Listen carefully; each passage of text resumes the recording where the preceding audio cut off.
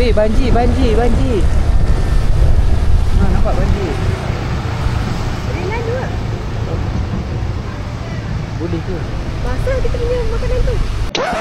Yep, that's me. You're probably wondering how I ended up in this situation.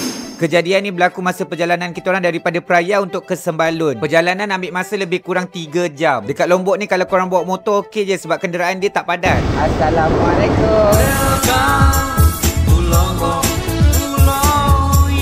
Jalan untuk ke Sembalun ni memang kena lalu Bukit Bukau. Daripada jalan kering tiba-tiba jumpa jalan basah. So ingat tak ada apa-apa, kita orang teruskan perjalanan juga. Tiba-tiba hujan. Masa tengah hujan ni kita orang lalu laluan yang memang sunyi, dah lah berkabus. Kita orang ada cuba berhenti jumpa gerai tepi jalan tutup, tapi kena serang dengan monyet pula.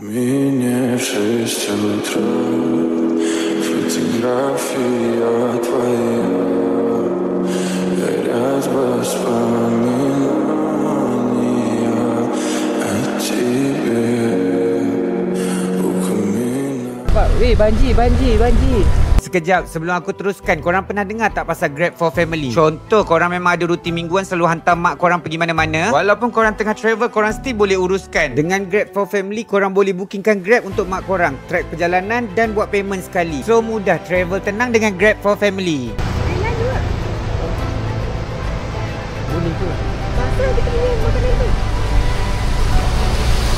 Boleh banjir.